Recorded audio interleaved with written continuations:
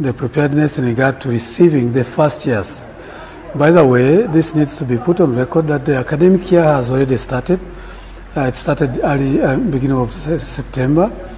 But for the first years, we extended the starting period because we wanted to bridge, high school students have been graduating from their high schools and they wait for an entire full year or even plus as they wait to get to the university.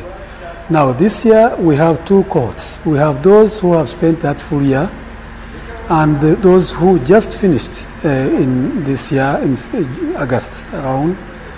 And so we are putting them together, and that's why we extended the starting of the first years, and we extended it to the end of this month, 27th of October, where they will start with the 2 weeks induction, and after that, then the academic year starts on 10th of.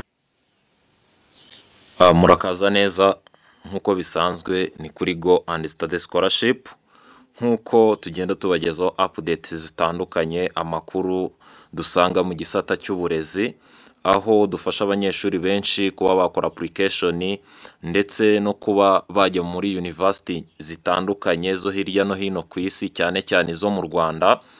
Rero tukaba tugenda tubagezaho amakuru kugira ngo abe yabafasha muri academic process zanyu.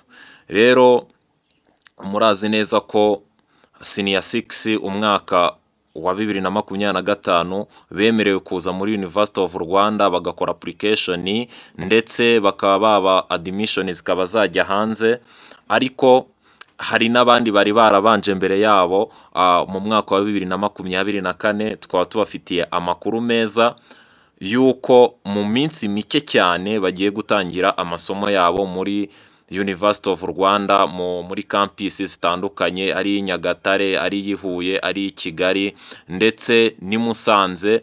Aho ngaho niho bazagenda bakira abanyeshuri, ndetse na campus ya Rukara induction week zikaba zigiye gutangira. Rero hano tukaba tubafitiye amakuru yuko first year bagiye gutangira muri upcoming mu mwuku kwezi ku itariki 27, aho hazatangira ibyumweru bibiri bya induction week. The University of Rwanda is preparing to welcome 2 batches of new first year student. Bakaba bagiye kwakira abanyeshuri b'umwaka wa mbere, aba basoje mu mwaka wa 2024 senior 6 yabo. Rero hano yari umuyobozi yagendaga agaruka ku buryo bazagenda babakiramo n'ibyo bateganyirije. Uyu nguyu akaba ari Vice Chancellor MD Kayihura, akaba yagiye adusangiza amakuru yuko bizakorwa ingingo ku yindi. Rero banyeshuri mwashoje 2024 amasomo yanyu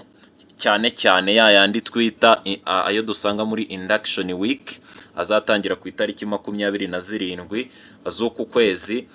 Hakaba hakubiyemo amasomo menshi atandukanye yo kugenda babamenyereza campus. Rero hano uyu muyobozi Kayihura akaba hari icyo yagiye abivugaho, avuga uburyo ibintu byatunganijwe ko abanyeshuri bagiye kuza mu uyu mwaka 2024 ko amacumbi yabo ahari. Abantu bose bo muri first year amacumbi yabo arahari. Hano yagiye agaragaza amahosteli babateganirije, ayo nakwita amacumbi muzaba muri kubamo mu gihe cya induction week. Rero induction week ikaba igiye gutangira, nyuma yaho mukazahita mukomerezaho n'amasomo yanyu. Rero hano Vice Chancellor yagendaga bigarukaho kugira ngo mube ready, mwitegure kuko igihe cyagiye, kugira ngo mube mwaza muri University of Rwanda kugira ngo mutangire amasomo yanyu. Rero hano yagiye abivugaho mu iyi video yashyize kuri Twitter. Rero ni ngombwa ko aho uherereye hose witegura kugira ngo ibintu byawe bijye ku murongo, uzaze mu mwaka first year kugira ngo uzaze witeguye mu nguni zose, cyane cyane uje gutangira amasomo yawe. Rero hano hari ibyo yagiye avuga bitandukanye kugira ngo muzaze muri University of Rwanda mwiteguye. Academic yatinzeho kugira ngo babanze bagire ibyo bashyira ku murongo kugira ngo batunganye n'ayo macumbi, kugira ngo muzaze muri University of Rwanda mwiteguye kugira ngo babashe guhuza ibyo bintu. Murabona ko abashoje mu mwaka wa 2025 nabo bazaza, ariko bazaza nka second intake cyangwa batch 2. Rero mukwiriye kwitegura mu mpande zose kandi mukaba standby mukura amakuru kuri Go and Study Scholarship kugira ngo bibe byabafasha muri academic process zanyu. Rero abazaza muri campus ya Huye amahosteli arahari, ndetse no kuri campus ya Kigali naho hari amacumbi yuzuye azakira abanyeshuri. Rero nimugire ikibazo muvuga ngo tuzaba hehe, amacumbi arahari. Ibyo byose University of Rwanda bitekerejeho kugira ngo bazabakire mu buryo bwiza. Rero hano hari n'akavideo hano yagiye avugamo ibintu byiza byo kugira ngo bizabafashe mu uyu mwaka mu kuba mwaza kuri University of Rwanda. Rero ni ngombwa ko mwitegura mu mpande zose, cyane cyane mwegeranye utuntu twanyu, ariko aho ngaho kugira ngo uze muri University of Rwanda ikintu cy'ibanze ugomba kuba ufite nicyo bita proof of registration ndetse na acceptance letter. Ibyo bintu birifashishwa cyane iyo ukiza no kuri University of Rwanda. Ibyo bintu barabigusaba, nibyo biba bigufasha mu gihe batarabakorera ibyangombwa byanyu bibagenewe. Rero ni ngombwa ko ubika neza proof of registration ndetse ukaba ufite na acceptance letter yawe kugira ngo bizagufashe mu gihe uzaba ugeze muri University of Rwanda muje gutangira amasomo yanyu. Rero mugomba kwitegura, ntabwo ari ukubatindira cyane, ahubwo hari ibyo barimo batunganya kugira ngo bizabafashe mu uyu mwaka muzaze mwiteguye.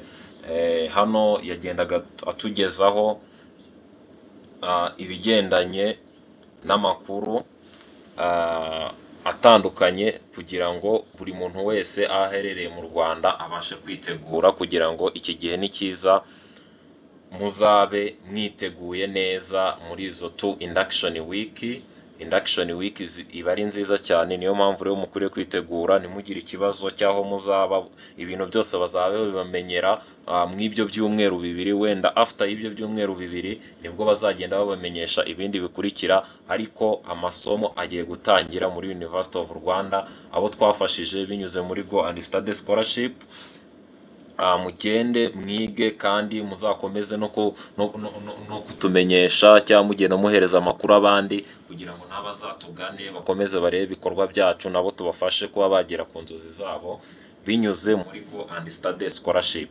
Murakoze cyane, mukomeze kubana natwe, turacyabafitiye byinshi, agaseke karacyapfundikiye. That is why tukiri kumwe namwe kuva ku munsi wa mbere kugeza ikindi gihe tutazi. Tuzakomeza kubana namwe tubagezaho updates zitandukanye. Turacyari kuri Go and Study Scholarship. Welcome to the University of Rwanda in induction week, ndetse munakomeza n'amasomo yanyu abantu bagiye kujya mu mwaka wa mbere. Murakoze cyane.